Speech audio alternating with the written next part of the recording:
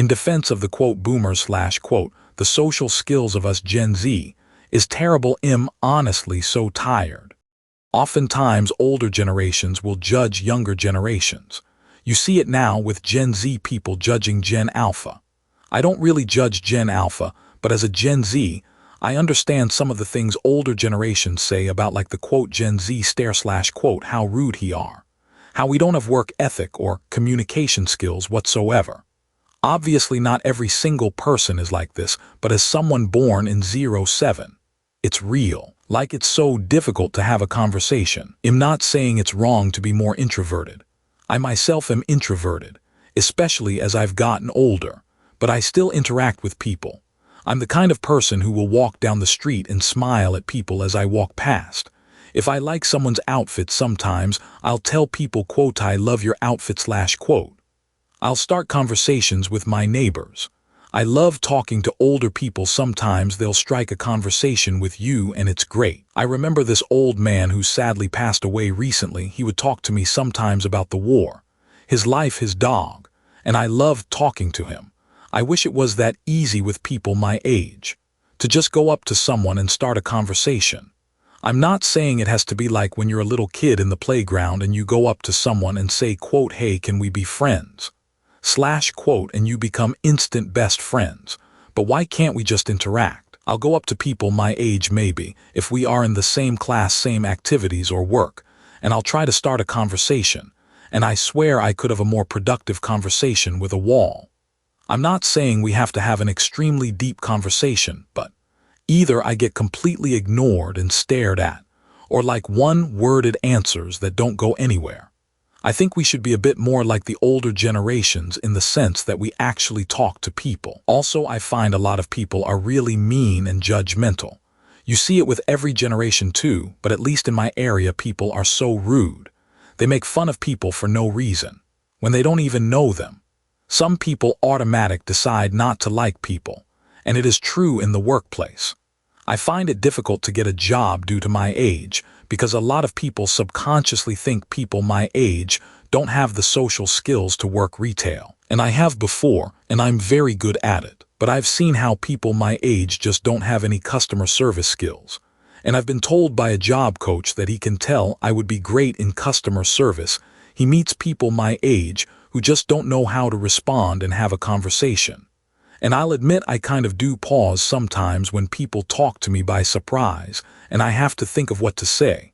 But I do respond and I'm polite and hold a conversation. There's also the issue with friendships and dating. You ask a friend quote hey do you want to go out, go clubbing, go to the beach, slash quote something you know and they just don't. They don't want to hang out. They will ghost you for no reason after a while, or only talk to you online when you live 5 minutes away. And dating is so hard. I've had a boyfriend before who literally didn't speak to me much. I'd talk to him and he'd be so dry. It's not even like a situation where I want him to talk to me 24/7. He'd talk to me like once a week, and we'd never really go out anywhere or meet up. I'm single now, and at this point I feel like giving up on having a boyfriend. This one guy and we were flirting for months, but he wouldn't ask me out. So I decided to. He said quoto, yeah, I'm not, and I said how I misunderstood him flirting with me. And he said he quote I find you fit, but dating isn't really something most people want these days. We can hook up like it's impossible to have a relationship. I'm not desperate or anything, but I've had so many situations where like we've been flirting. They put down signals they like me then. Ghost me when we've only ever been getting along great. Only want to hook up. I've even had someone I lived so much I did hook up with him, but after we'd already been on dates and he was saying he also wanted to have a relationship with me but wanted to get to know me first. And then like after that he was like quote maybe we can be friends with it's even quite strange in the sense I've had multiple guys who just want to sext. It's odd. Like I've had a few times I've gotten close to guys. They've flirted with me. They say they love me. We make plans to go on a date. And while waiting for the date, or even if we have agreed to hook up, like beforehand there's been multiple occasions they've sexted me, I've reciprocated they've liked it, and said they are excited to see me then cancel. Sometimes it's even happened like multiple times in a row we've rescheduled, and it's the same thing of just they only want online intimacy. Or there's been times we have gone on dates and it's just awkward. I try to have a conversation, and it feels like a one-sided conversation. I'm just tired. I want friends that talk to me. I want to maybe have a small conversation with those around me. I want employers to take me seriously because I feel often they don't trust people my age. And I want to have a relationship with someone who will actually talk to me and meet me in person, and it doesn't have to just be about sex or just online. I'm attending college again with 19-year-olds. I think it's grad school for reference, like the first step into college education. I'm a millennial, and by God, the difference is staggering, even though I try to honestly bear in mind how I really was at their age. But I remember that we were so much laid back and open when it comes to interactions. We had huge groups of friends with smaller cliques, and we were absolutely cool with working and talking to people outside your clique. Once you interacted with someone, they became an acquaintance, and you always said hello. These kids hyperventilate at the idea of sitting next to someone who is not their friend. You may work with them for an entire semester, and they won't acknowledge you after that. I'm fine with that. I'm 15 years older, but it is baffling. And I feel so sorry for foreign students their age because they want to make friends, but it's painfully difficult. I always wonder if Gen Z's social issues have to do something with the pandemic, how life and culture shifted so abruptly for so many. I am in my mid-30s, but my sister was born in '08. When they shut down schools and moved to online classes, she really took to it, and my mom decided that it was just better for her. She has enjoyed it, but she is nowhere nearly as socially active as I was at that age. I understand times are different, but the difference is immense. I know the pandemic slammed the door shut on my 20s. I can imagine what it was like for younger folks, especially during your formative years. Old fogey here, but being able to talk to people makes you well suited for more than customer service. Everyone needs these soft skills, from electricians to neurosurgeons. The fantasy that there's some job out there where you can just do you and be brilliant on your own, and everyone recognizes it and rewards you accordingly, is a total lie. I'll tell you which house painter gets the most business from our neighborhood: the guy who painted our neighbor's house, and did a good job. So when our neighbors needed house painting, they asked for recommendations. And we liked the way the guy handled our neighbor's job, so we hired him too. Just a bunch of normal quote, "Hey, we repower blasting tomorrow." It might be loud / quote and quote, "Can we put a tarp over your flower bed just in case / quote interactions set him apart from the field." That's actually one of the greatest damage the pandemic and social media has given to our generation. I'm an older Gen Z, born in the '99, who still has a ton of similar experience with millennials. I was already in college when pandemic hit us. I had to take a break because I hated it. A year and a half later, when I resumed the university, I still had some basic / generic courses to complete, and most of the class were freshmen / sophomore students. Let me tell you, the differences of our abilities baffled me.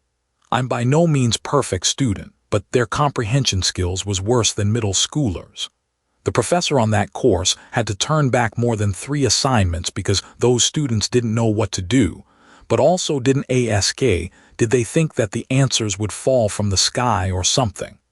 I feel like a millennial and not a Gen Z based on how are they portrayed, especially with the stupid ladinks that they wanted to shove down anyone who is normal, which is the cringiest thing to witness as a Hispanic American person. But many of our generation and younger had the system set them up for failure, although I blame their parents more than anything for allowing it to happen. I don't think I can add on to this except my opinion and personal experience, so this is by far an analysis or anything like that. I recently deleted many of the social media apps that include short-form videos such as Instagram and TikTok, and I felt this utter illiteracy when talking to my friends who were quoting these new viral memes left and right. I think social media and online life play a huge role in all of this. It is virtually impossible to find anyone of this generation that isn't addicted to it, suffers from poor attention span, etc. And to have had COVID during what should have been our peak socialization years doesn't help our case. Since chat and other AI models came out, I've noticed that no one asks anything in class. They have this mindset that if they have questions they can ask ChatGPT, instead of voicing their question to an actual human who has been teaching the same subject for 20 years, surrounded by their peers. Yesterday, I was talking to a friend, and I was telling them how I stopped listening to music and putting background videos while cooking, cleaning, etc. so I can just focus on the task. And she said, "Isn't it weird how we never experience silence and boredom anymore? I fear we re-falling into isolation, and our social skills mirror that. We re-bombarded by media that is so polarizing to consume, so we end up angry all the time. Angry and alone." And those were the top comments. Which side are you on? And hey, if you're enjoying this, hit subscribe. We post stories like this every week. Update: I've been pretending to like hiking for 7 years. Nobody really asked for an update, but I figured I'd give one anyway just so you all know your advice didn't go to waste. I went to my fiancé's house when he got home from work yesterday to drop off some of my boxes of my stuff and ended up telling him. I tried to be not confrontational at all about it and just confessed that I never really liked hiking all that much and only really kept doing it so we could spend more time together, and suggested that maybe we find something else to do together regularly. Apparently, like a couple people guessed, he already sort of knew. He told me that, based on how I'd be insanely tired all the time or always mumbling to myself about the heat or bugs or something, he had guessed about 3 years ago that I wasn't as into hiking as he was. He said he doesn't mind finding something else to do together instead, but he liked being able to stay active and spend time with me while doing it. I offered, against my better judgment, because I love this man, to go hiking with him every once in a while instead of every time I don't have an excuse, so that's the plan going forward. The only thing with the conversation was that he was, understandably, a bit hurt that I felt like I had to hide it from him, and that he wouldn't understand or would love me less if I didn't enjoy this one thing. Looking back, it was so completely dumb to hide something so minimal from him for so long, and I expressed that to him. He was very understanding and very sweet about it, not nearly as angry as I was afraid he would be when I was dreading having this conversation lol. And yes, he does still want to marry me even though I won't be his hiking buddy for life now. Kind of a boring update, and maybe not the explosive argument some of you might have been expecting, but there it is. I hate to break it to you, but no one was quote expecting an explosive argument / quote. I wanted to add a hyphen to add quote except for you / quote, but when I did, it said quote no one likes AI / quote. So I guess a hyphen is not allowed anymore. Don't worry. When you have kids, they will love hiking, and so will the grandkids. So hiking will be a part of your future indefinitely. So if he suspected / knew for the last 3 years, Jas he offered to do anything else but hiking together. Or is hiking the only activity you do?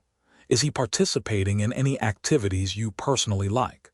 Because from what you've written it is you bending to his wants and not him trying to find some common likes. My BF loves to do all of the outdoor things, running, hiking, backpacking, camping, 5Ks, half marathons. I'm a D&D playing nerd. We make it work. It helps that I do love walking outside and I do love some car glamping. He knows I draw the line at mud / running / no showering and carrying heavy shit. This is a reminder of our rules regarding updates. Updates must be at least 3 days apart. You are limited to 2 updates per confession, 3 parts total. This is a hard limit. No additional updates will be approved. Only the original poster may request update approval. Do not edit your original post to add an update. Updates that do not follow these rules will be removed.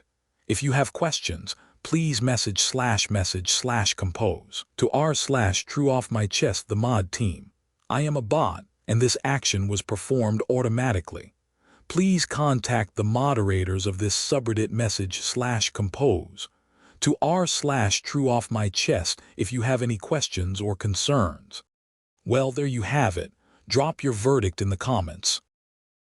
And hey, if you're enjoying this, hit subscribe. We post stories like this every week. People feel sorry for my ex after 20 years together, but no one saw what I went through. This is actually my first time posting here. I just really needed to get this off my chest because I don't have anyone I can truly talk to about it. I'm honestly tired of hearing the same comments over and over again and seeing people feel sorry for him without knowing anything that actually happened. We were together for 20 years, and ever since we separated, people keep saying things like, quote, "that's so sad," quote, "poor him," quote, "what about the kid," quote. And yeah, I get it. They see him quiet, down, hurt, and suddenly he's the victim. But no one saw what I went through. No one saw how many times I talked to him and asked him to change. How many times I told him I needed to feel like a priority, not after his friends or everyone else. How many times I felt alone in my own relationship. There were so many nights I cried by myself. He would go out with his friends and leave me at home taking care of the kids. And when I wanted to go out, there was always a problem. I sacrificed so much. I lost myself. I always put myself last. The mental load, the emotional load, the house, the finances, everything. He wouldn't help, or he would do things badly so I wouldn't ask again. At some point, I felt like I had another child instead of a partner, and I told him that. Many times. I told him I was emotionally disconnecting. I told him I didn't feel close to him anymore. He would make me feel guilty for not wanting intimacy, but I had already explained that I didn't feel emotionally connected. I told him I needed that connection to even feel desire, but I felt alone. There were also things that may seem small, but they add up. I would tell him what I wanted, and he would ignore it or choose the cheapest option, but then spend money without thinking twice when it came to his friends. And yes, there was infidelity. I found out 3 times, but people don't see any of that. They just see that I seem calm now and he's the one suffering, so they feel sorry for him. What they don't understand is that I needed that same empathy during the relationship, and I never got it. I carried everything alone. I wiped my own tears. I survived my own marriage. And yes, I spoke up. I communicated. I warned him. I even told him I was falling out of love. He didn't listen. So no, I didn't suddenly quote change/quote. I just got tired of asking for what I needed and never receiving it. I just needed to get this out because honestly, I don't know who else to talk to. Every time I try, people say, quote, "well, it's probably not easy for him either/quote. It wasn't easy for me either, but here I am." These people saying this, are they his friends? How he expected you to stay in a marriage like this. He cheated on you 3 times. Even that alone is a good ground for separation. Who's feeling sorry for him? His friends and family, or yours? Tell everyone a marriage takes 2 people to maintain. He cheated, he neglected, he took advantage, and he was absent. You are not a punching bag nor a doormat. Falling out of love and realizing your life is easier, calmer. The house is cleaner, things get done. You finally get to rest too, and you feel better about yourself without him is the natural consequence of his actions and his behavior as a husband. He never cared about your loneliness or feelings while in the marriage. You have no reason or obligation to care about his loneliness or feelings now that the marriage is over. He is not your problem. There's a quick fix for that though. Ask those friends not to talk about him, or tell them exactly why you divorced. The total disrespect is one thing, but the multiple cheating on his part made it impossible to stay in the marriage with any self-respect. What do you think? Let me know below. And hey, if you're enjoying this, hit subscribe. We post stories like this every week.